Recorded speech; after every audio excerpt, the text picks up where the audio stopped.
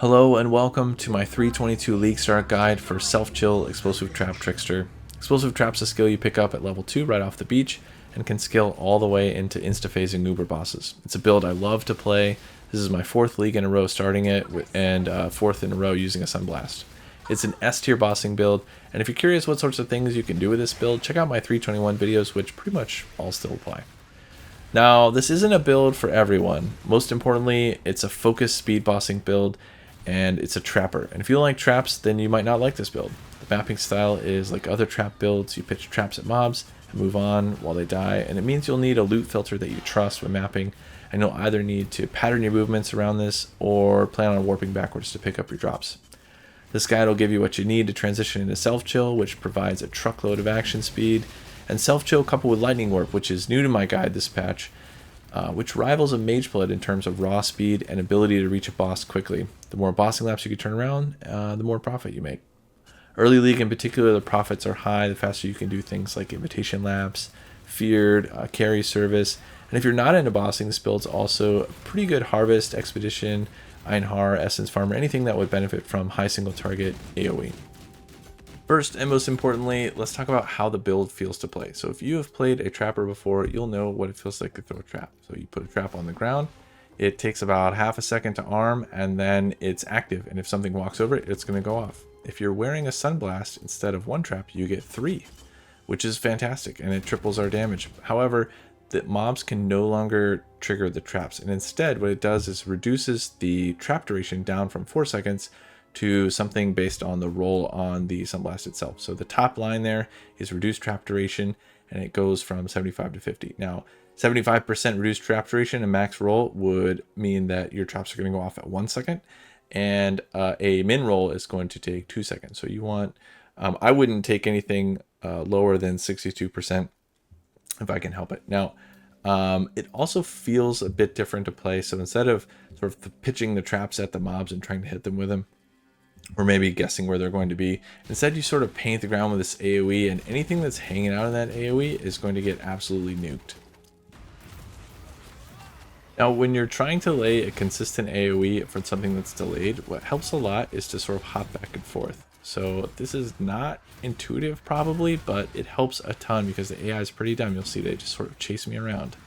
So if I can lay a couple traps and hop to the other side, they'll walk back and forth over this AoE, and I find that to be sort of the most consistent, easy way to kill things, particularly tanky things like if there's some rares or something I need to hit with more than 1 trap.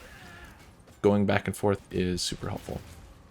Alright, let's get into the leveling POB. So in this POB, you'll see a skill tree. It's on this pull down here all the way from 1 through 10 and into early maps, which I think is up to high 80s.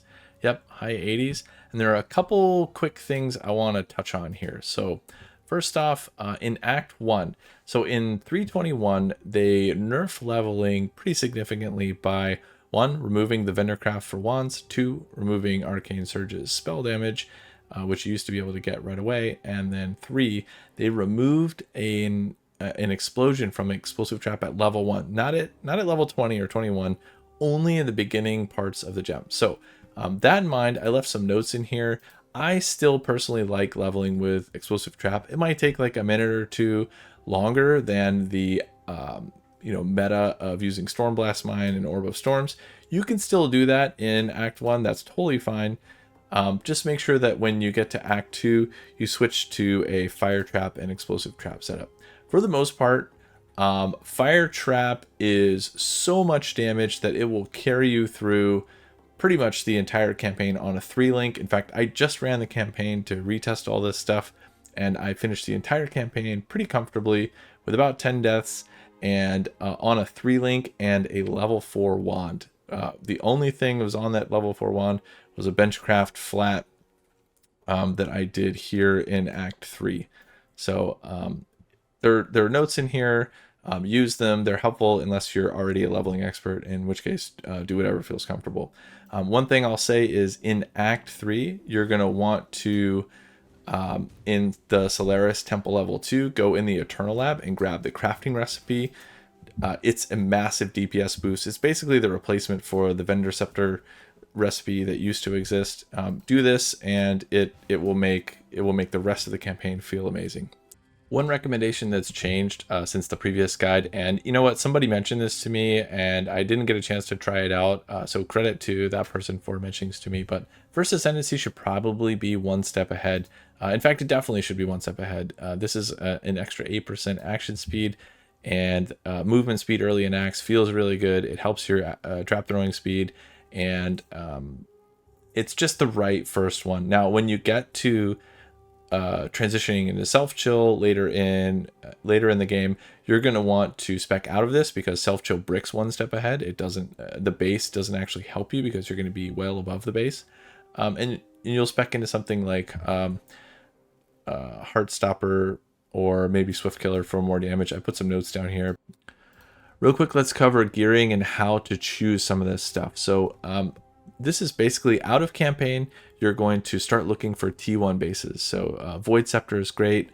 You're going to want a T1 or T2, like a Mind Cage or Hubris Circlet ES base for a helmet, and then just hit it with an Essence of Woe.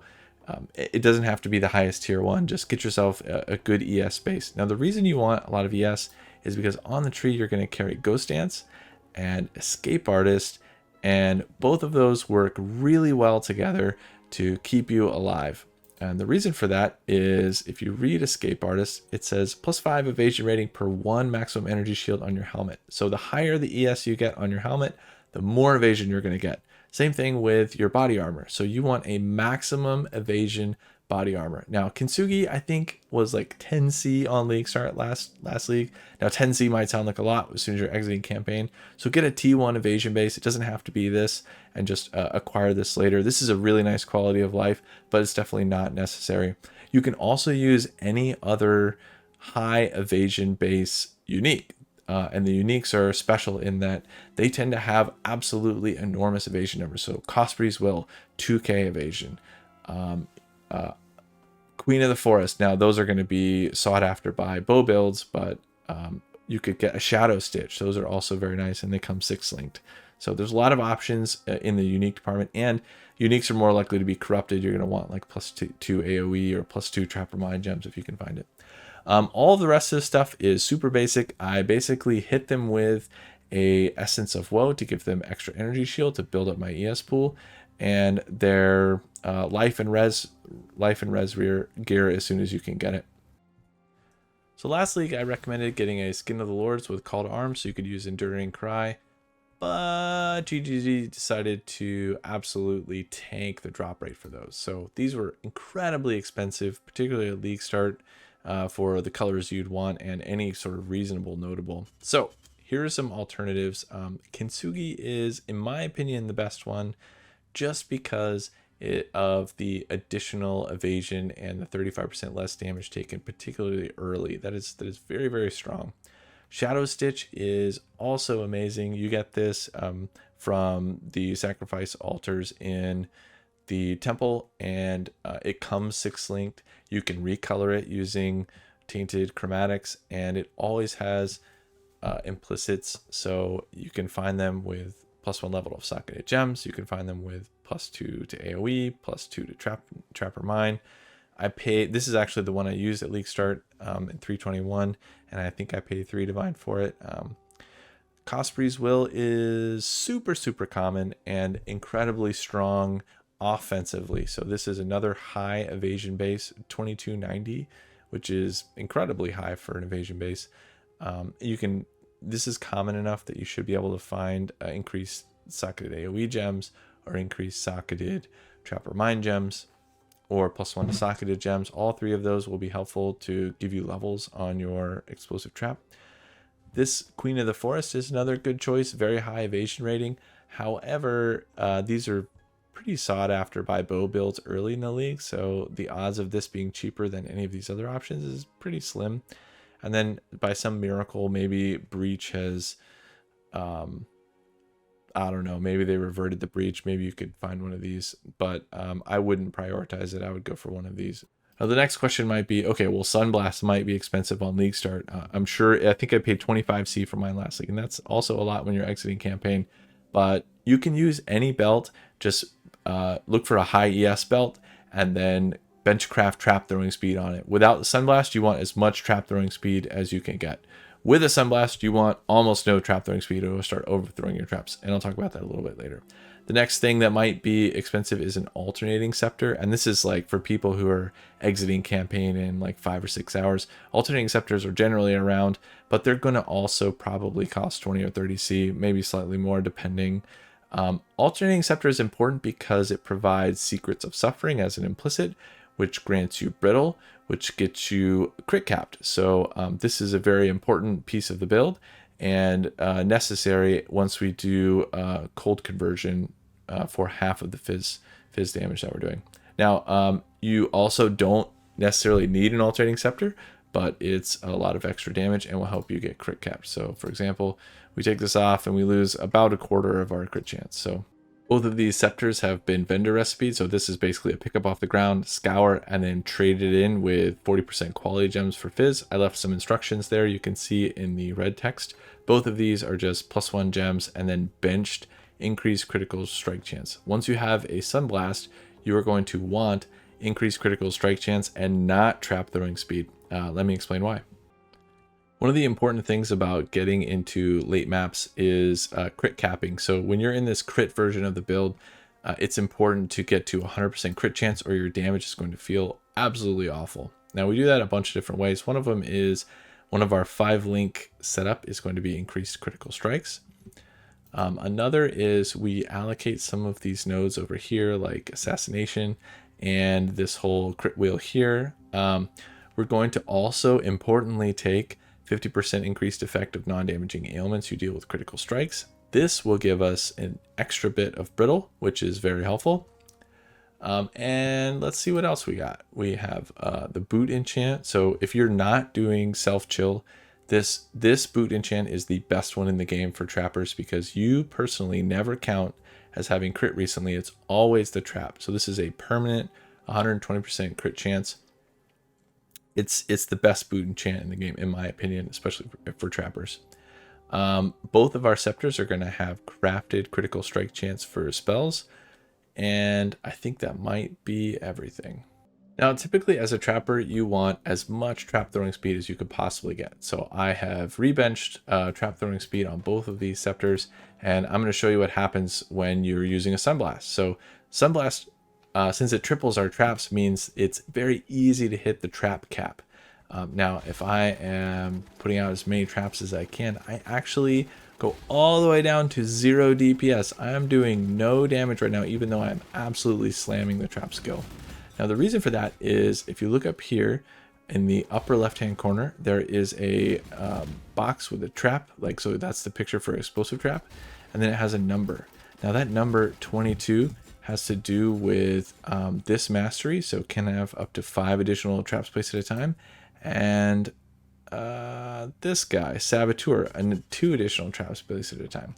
So that combined with the base of 15 gives us 22 total. Now there's another node on the tree that gives another 2, but it's kind of far travel, so I don't use it. Now, you'll see when I get to 22, it just stops. Once you get to 22, all the traps that are on the ground that have been sitting there, the oldest ones expire first. So if you are, this is called overthrowing your traps. If you're overthrowing your traps, your DPS is going to feel like absolute garbage. Once you have a Sunblast, the only trap throwing speed I would actually have anywhere on my gear is probably right here. So this wheel is probably about as much as you want. And if you're having issues where the DPS feels like it's not very good, you might want to consider dropping one or some of these nodes. It can be difficult to tell if you're overthrowing traps in a map or when you're fighting somebody because your skitterbots will still set off the traps. So what I would recommend is, this is the very first thing I would check. If your DPS does not feel good, does not feel consistent, double check that you're not overthrowing your traps. You don't want a ton of trap speed if you're using a Sunblast. And that brings us to the second thing that can affect your DPS, and that is a bug in the game. In 3.16, traps are supposed to live permanently for 2 seconds as invulnerable traps and then be targetable by mobs. However, that's not the case. Just a second ago, you saw me throw some traps with a Sunblast on, which should have expired before 2 seconds, and they still were destroyed by my friend here's PvP. And that sucks. It means that if you're facing bosses that do AoE, it's going to be killing your traps. So the important thing to fix that is to get the traps cannot be damage mastery. It might not make sense if you're expecting the traps to be invulnerable, but that's just not the case. Once you switch into self-chill, it's really important to transition your Ascendency out of One Step Ahead and into either Heartstopper or Swift Killer. Either of these is great. This one's more offensive, like considerably more offensive, and this one's a little more defensive minded. It sort of depends on if you feel like you need more defense or offense. But if you don't do this and you forget or leave One Step Ahead allocated intentionally, know that self-chill bricks it. So you are never going to be at base value for action speed. This is basically going to be a dead mod for you, and you'll effectively be playing a 3 Ascendency, so don't do that. That brings us to upgrades to the build. Now, this version is the sort of intro to self-chill. I think it's about 15 divines, maybe slightly more in what I have currently. But I want to, before we go any further, point out that you do not need self-chill in order to even take down uber bosses. Explosive Trap on its own is more than capable of carrying uber bosses. It's just not going to be quite as fast as self-chill. One of the biggest changes, and the reason that this build now sort of rivals Mageblood speeds, is the addition of a 4-link lightning warp to the build. Now, once you go self-chill, you'll want to put that on. You can do it earlier, but self-chill really, really makes lightning warp pop. Now, why is that? Action speed is the basis of all things that your character does. So cast speed, movement speed, trap throwing speed, all of those things are based on your action speed. So you'll see I put some on my boots and I get an extra 30 or 29 right now based on self-chill. Now, if you look at lightning warp, what lightning warp does is it will delay based on your movement speed and duration, and it also is affected by cast speed. So this is linked with a faster casting, which again, also impacted by our action speed, and less duration. So we get the extra movement speed, faster casting, and then the action speed buffs on top of that, and we just go absolutely bananas. I did a video on Uber Shaper farming where I traversed the entire Shaper's realm in about 5 seconds with a Mageblood using this tech. With a Sunblast using this tech, it's closer to 6 seconds. So almost the same amount of speed with the same tech and Mageblood. You can farm absolutely bonkers amount of things super fast using self-chill plus lightning warp. So how does self-chill work? Self-chill is a combination of a few things working in harmony. So chill it by itself gives you negative 30 action speed. But the unique ring Winter Weave will reverse that effect of chill. So if you would otherwise be chilled, you'd be going faster. And the trick next is to apply a chill to ourselves. So we do that with Call of the Void, the ring that Ben added as part of his Gauntlet win, and a Trigger Scepter using a level 1 Forbidden Rite. Now, Forbidden Rite does a self-hit of chaos damage. And that self-hit, thanks to Call of the Void, which says all damage taken from hits can chill you, applies a chill. Now, Forbidden Rite actually does a pretty sizable hit, so that means we need to max out our chaos res as much as possible. So I'm not quite as high as I would like to be, but I'm pretty close. So 60% chaos res is enough that I'm not gonna like kill myself as long as I have enough regen here. Now, the rest of self-chill is sort of managing that proposition that every 4 seconds when this trigger socketed spells scepter fires, you are able to take the hit and not instantly give yourself with all the chaos damage, and B, you're able to regen enough health that you're not slowly killing yourself over time. So you'll see, like I have here, a small amount of damage done to me, and then I heal it. One of the questions I got the most with the build guide last league is how do I fix mana cost? So I thought it'd be a little easier rather than talk about it, just put it on screen here. This is a menu of things that you can do in order to manage your mana cost. I prioritized them in what I thought might be easiest, but do whatever is available to you. That you just want to sort of pick and choose the things to get your mana cost down to a reasonable amount. These first two things are kind of in the campaign type things, although I also wore a clarity until I had enough mana reduction elsewhere to deal with it. This life mastery is amazing. It sounds scary to say 30% of your life, but when you're going from like 8 to 5, it's not really a big deal to spend 3 life every time you cast, because you're probably already going to have some regen somewhere anyway. Inspiration, obviously. Act3 Craft, this is like 4C, and you can pay somebody who rushed to get it a nominal fee, or maybe ask a guild member or somebody you know to craft this for you early in League. This is probably not something you'd be able to do day 1 because most people are selling them, but day 2 for sure. Reduce cost of skills on normal jewels. This is really easy to roll or find. Once you're self-chilled, you're going to want to switch out of the 120% boot enchant into this one. Forbidden Right kind of bricks the boot enchant because you could often crit on yourself, which is kind of unfortunate.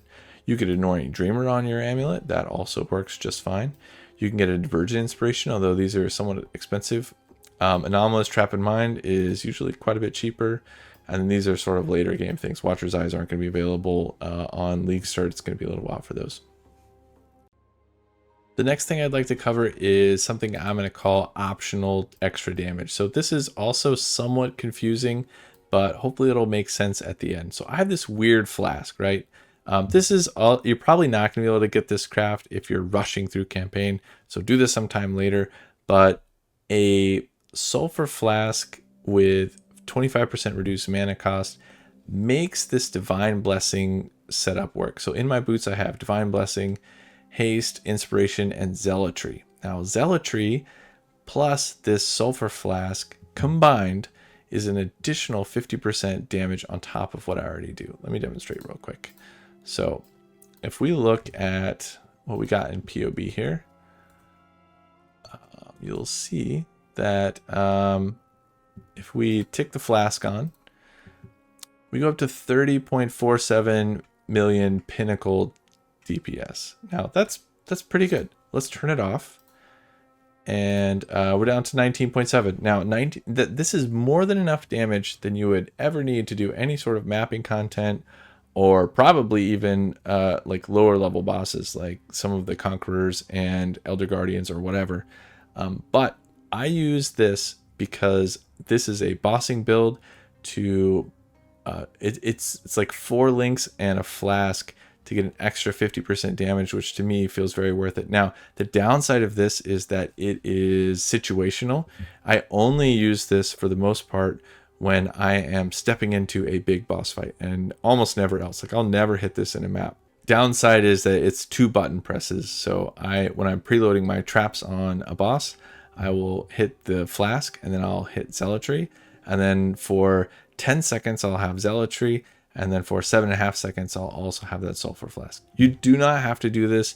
This is totally over the top, but I really like insta-phasing bosses, and so I put this in here because there was the links. One thing I want to point out is that the new Guardian aura, maybe there's some tech that we can use there instead of this blessing. It sort of looked like when people were squinting at it that it might be possible. That's one of the things I'm going to try out early League, because if I could drop this flask and just have an aura that I could push without the flask that doesn't involve sort of mana shenanigans, that would be amazing for extra DPS. So all right, we're self-chilled. How do we get over to big boy damage, which is 82 million or plus? And the ceiling is actually considerably higher. This is sort of a point that I picked where the whole game becomes very easy. So this is last League would have been about 60 divines. Let's start with the Forbidden Flame and Flesh Jewels. I probably would prioritize these. So this is maybe like 2 or 3 on the list. I will always be looking for these, and once I see them at a price that's reasonable, I'll swipe them up. So Ambush and Assassinate is really excellent. It basically crit caps you. You also get Culling Strike, hey, free 10%. It's just a really strong FF jewel, and I think it's the best one. The next thing is going to be a Large Thread of Hope.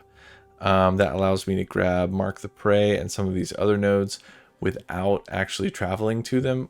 Passives become a little bit more difficult once you go self-chill, because there's so much pressure on resistances and chaos res. This League, maybe that'll be less of an issue because of the tattoos, but that's TBD.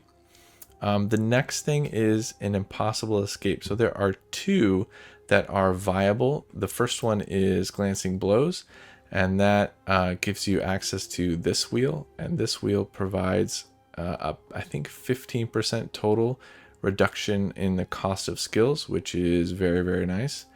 And then the best one, in my opinion, is Necromantic Aegis, which is the one I have allocated here.